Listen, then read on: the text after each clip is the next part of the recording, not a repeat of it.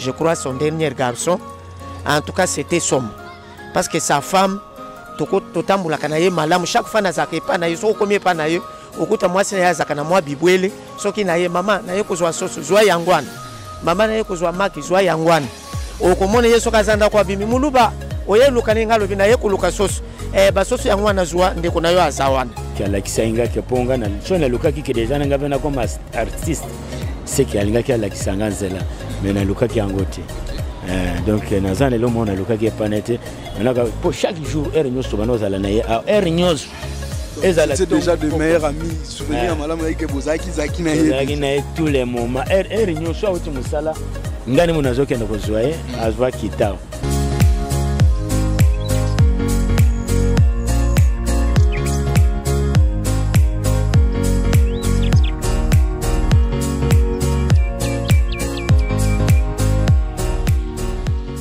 Bonjour très chers abonnés de notre chaîne Fleur Monde HD Télévision. Comprenez que nous sommes déjà là. Là nous sommes juste derrière Nassé à Pont et à Matete.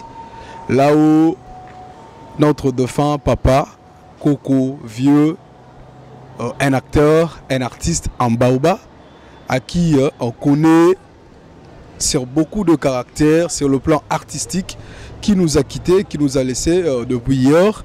Et nous, on était hier et aujourd'hui on continue toujours d'être là.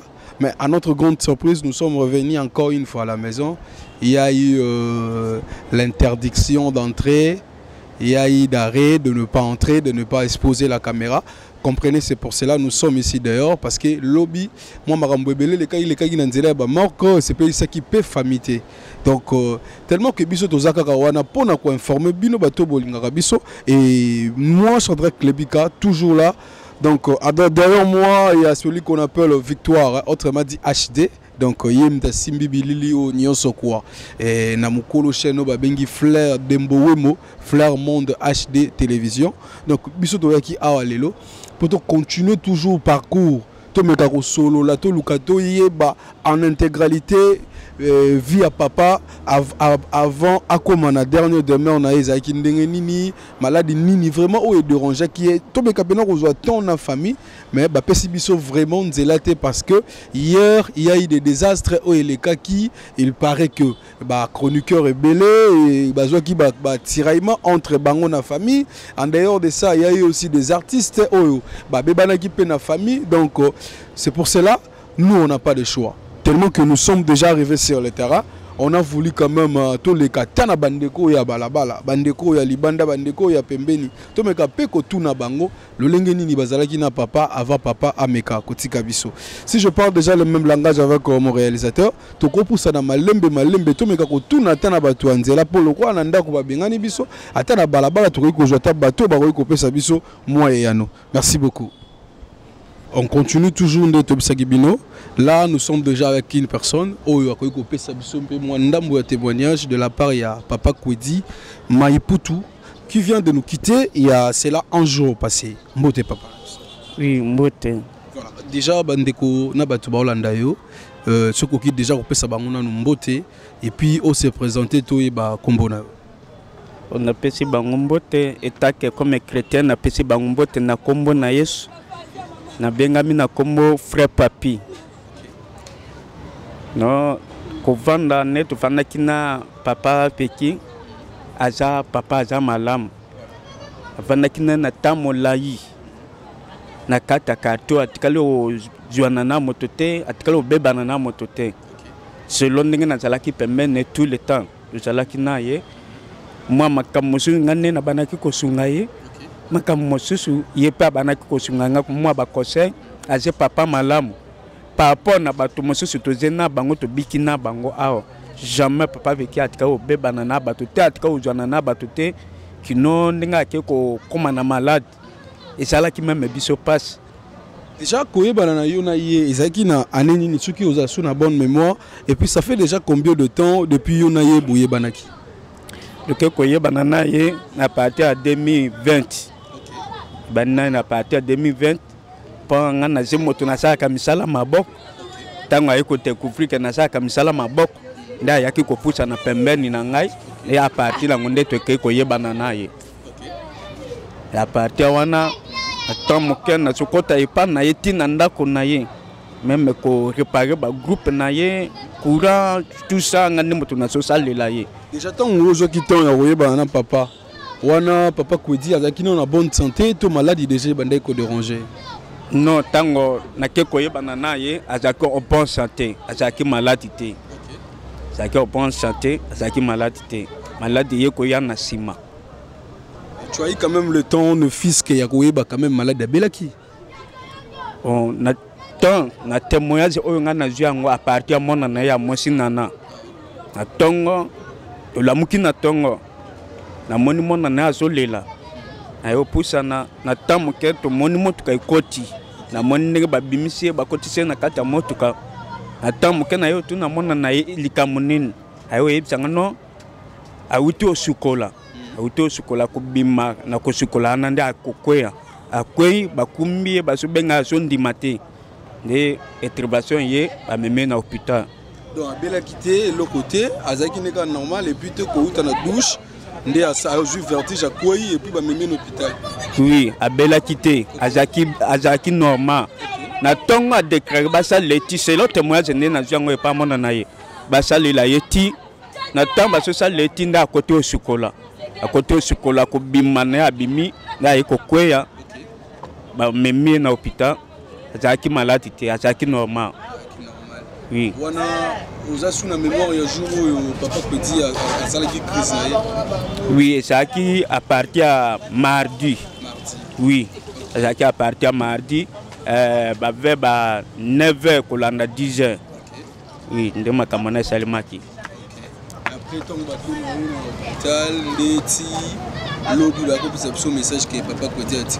tango bakina hôpital na temps loka ze moto to yebana kina tout le temps to sala kina ye na tout le monde na yesiko eta ya papa ndengene explication de monde na pesinga pino papa bango azina koma to yebite sima rapport o pesinga azina koma et que koleka moi mikolo na yo pesa nga rapport que papa na akufi. Tant que message wana komela kiyo et tant que papa oyo zaki na ye bo mesana ki ceux qui peut les kamba partager bo bandai ko partager ensemble oyambaki na no message wana ndengani otango na yo kakiango esala kinga même passe pas ja papa oyo abanaki ko pesa nga batoli ba kosetu ba un et pesa kinga passe na kokaki même ko supporter te pona kota na lopango ne pas tu mesena kina ye makasi na kokaki te kokota na lopango ne. Aujourd'hui, quand tu regardes, au monde que Mouto Bozaki Naye, Bozaki Tan repartagé, mon bébé ensemble, Azali se soutient.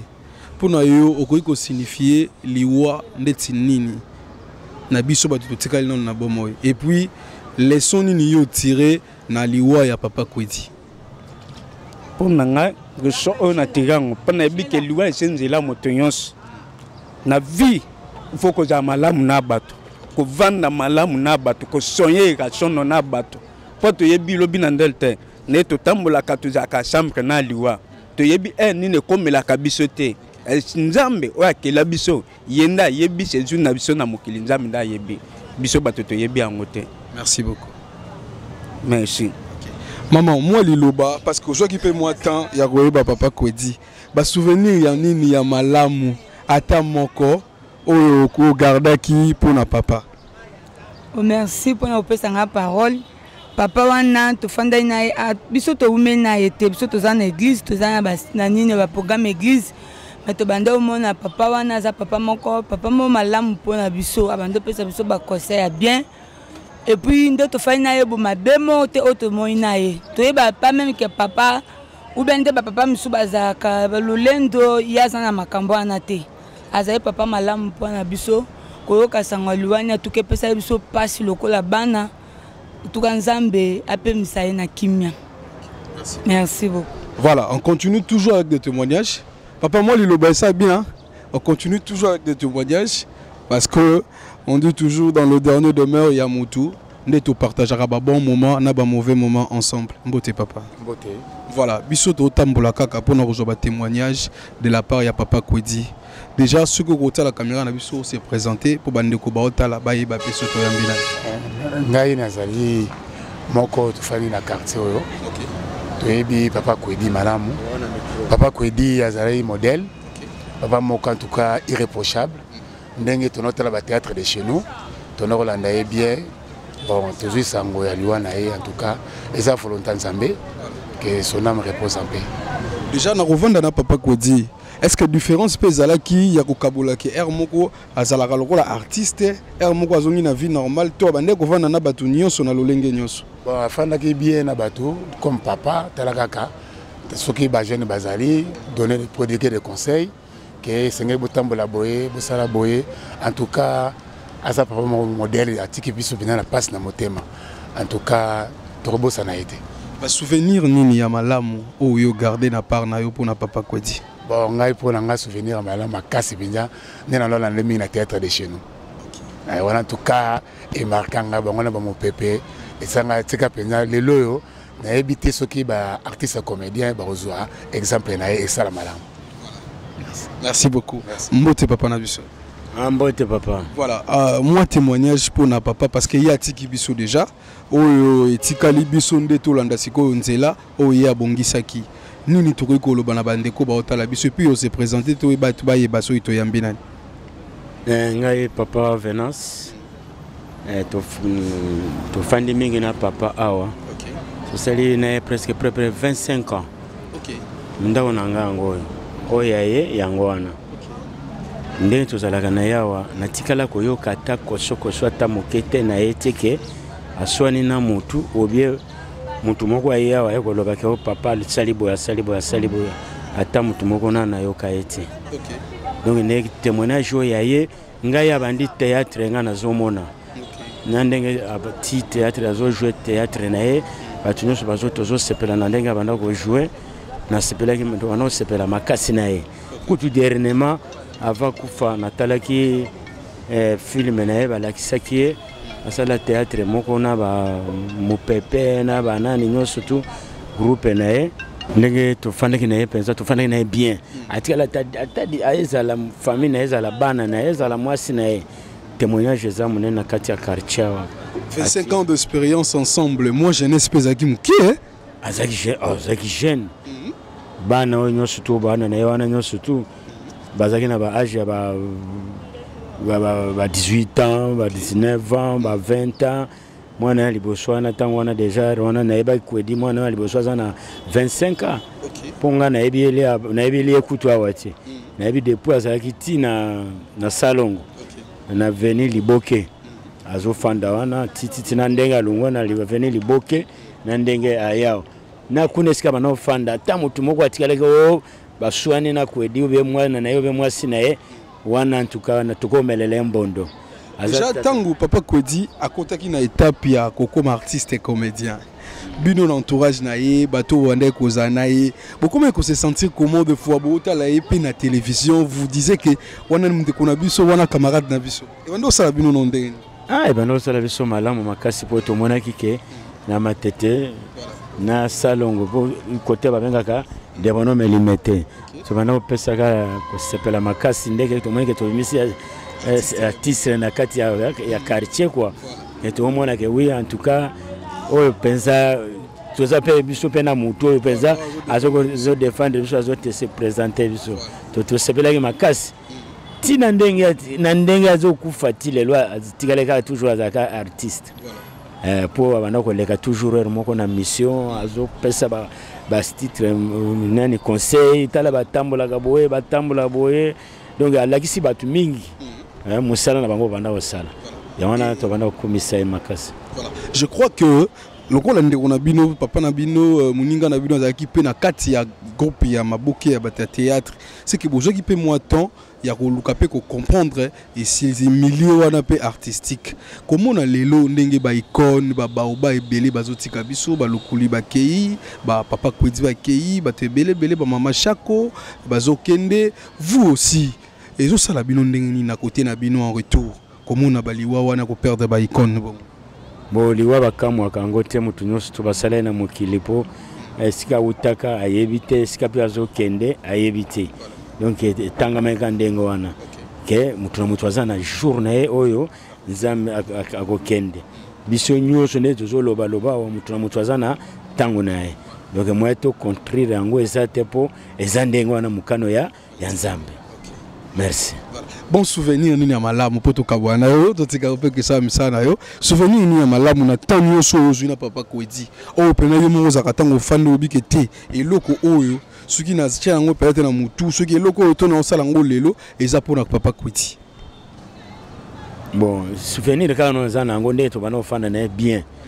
Mais le comment déjà qui a l'acquis inga qui ponga na so na luka qui déjà nga vena comme artiste c'est qui alinga qui a l'acquis nganzela mais na luka qui angote donc na zane le monde na luka qui panete na pour chaque jour er nyos to bana zala na er nyos c'est déjà de meilleurs amis souvenir malamu yake bozaki zaki na ye tous les moments er nyos auti musala ngani munazoke na kozwaye azwa kitao.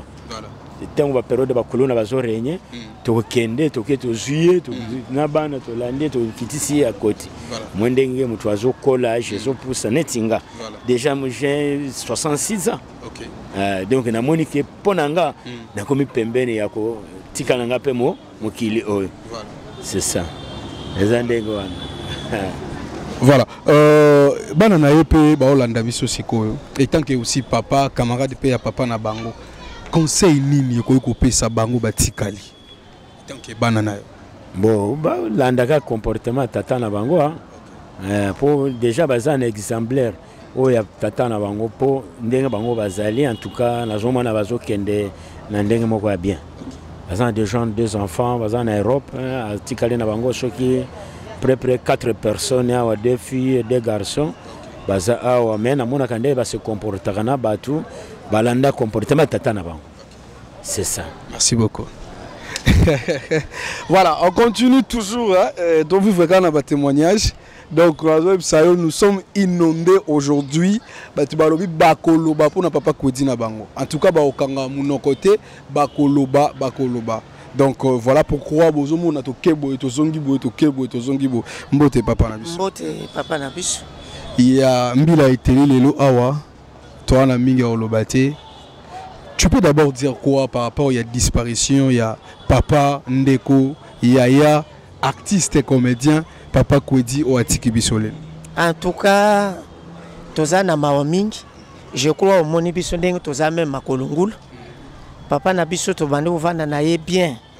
Soko tali na quartier mboto ni témoignage ya papa Kwedi ça toujours positif ya malam. Aza papa moko aza conflictuel te aza ka problème na muntu te. D'ailleurs, nzele munena ya mataka yango po matalikolozo wa transport ke na musala. En tout cas d'abord ils ont d'abord pour na théâtre de chez nous parce que bauchi ko bungisa muntu munene un grand acteur vraiment ezape maopona mboka na biso. Parce que batu ya boye soki bazo limu je crois que bibliothèque na biso ezokene na kolimwa ka vraiment. Toza na mamingi pour na papa Kwedi. Je crois que même malobezo zanga biso. Ba bon souvenir nini nini ya malamu yo bénéficier na kozala pembe na papa Kwedi. Na bénéficier mingi na conseil. D'abord aza mutu moko akonsaka batu mingi. Soka komi niveau ya ndako azwina nukazaka na ya musala tche na mupanzi, il se fait comme un bon père de la famille. Soko za na problème okomoni azali. Yazaka na parti prité, azaka na ekolo te, azaka na tribu te. Aza mutu moko so problème yeli yo okomoni pe alandi yo a contribuer selon makoki na ye. Vraiment c'est un papa ya motema. Na buti kozana mwana na ye na tongo wa comme avocat, je crois son dernier garçon. En tout cas c'était somme. Parce que sa femme totambula kana ye malamu chaque fois na zaka pa na ye so komi pa na ye okuta mwasi na zaka na mwa bibwele soki na ye mama na ye kozwa soso zwa yangwana mama na ye kozwa maki zwa yangwana okomona ye soka zanda kwa bimi muluba oye lukani ngalo bina ye kuluka soso ba soso yangwana zwa ndeko na yo azawana. Vraiment ezali perte makasi pona biso bato ya quartier tobongisi mutu wa bando kosunga biso. Sangwaliwa tango komela kiyo et sika wo écouter kiyo tango bozwa ki message que papa Kwedi azali susute oyamba ki ngondeni to yamba ki ngo vraiment lokole kake pe to kimaki mbangu lupango ezalaki inonde to tuni bango to uti kozala na papa awo likamunini ote abelaki to memaki en hôpital parce que bato ebele bayebaki te kabeleke bameki en hôpital tango bazo annoncer ngo na RTG na émission na Top Congo ndeto ye ko reconnaître que papa atiki biso. mais toyebaki te vraiment ezaki lokola kake na matoi na ba petit na nyonso to bando sale etikalaki je crois tango yo moni bato nyonso bazaka kana lupango moi moke to bimi moi moke to zongi vraiment eza perte makasi mais nzamba songa biso. Ça se voit que moi mawapene zali mais na bandeko batikali baleki na bino mama patikali conseil nini to tolini boyiko lo bana bango po ba otala bino pesiko na conseil liboso na opesa bango na ba karamotem liwe ezo exister tout le monde doit mourir liwe eza pe naturel baye bake yake akozonga te mais un jour biso pe to okende besika azali yango tozo consoler bango na yebi ke en tant que bato ndengo telemi wana so ko feli papa toko konsolo mais nzambe nazwaka place mingi ndakosoka bato koleka bato nzambe oyo ayebaki ebandeli nasuka asima nanu mitema na bango a consoler bango bayebake tozalaki ensemble mais lokola liwa ezali papa ke ya tiki biso problème ezate vie ezo continuer kaka on va continuer tozebisa bango de temps en temps tozana bana na ye lokola mama azape likolo de temps en temps tozokende kotala ye tozo conseiller to distraire na masolo pour penser wana ezonga te à comprendre que nzamba pesaki nzamba zui lokumu ezonge pa ina ye. Merci beaucoup. Merci beaucoup, papa. Voilà, vous avez compris hein, le petit témoignage qu'on a eu à faire et qu'on a eu à réaliser ensemble avec vous. Totambola Ginabino vraiment ndenge to bandaki.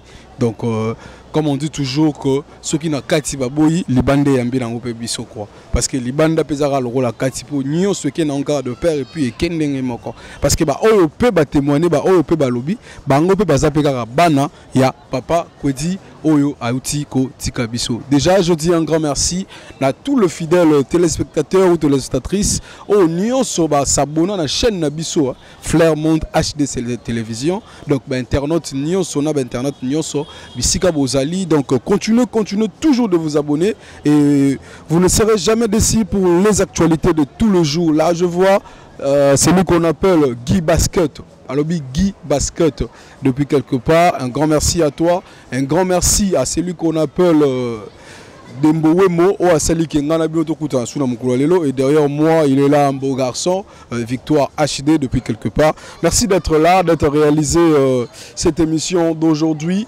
Donc si Dieu ne revient pas, mes sincères condoléances à toute la famille Mabala. Nous sommes de cœur, on a perdu, nous aussi on a perdu. Donc nous sommes de cœur, persona ma maman, maman Béa, donc nous n'avons pas trop à dire. Pas si Zalaka na baoyo babungisi, baonde baï ba pasi nango. Donc si Dieu ne revient pas, on va encore se retrouver pour un autre numéro. Moi et vous, on se voit pour une prochaine fois.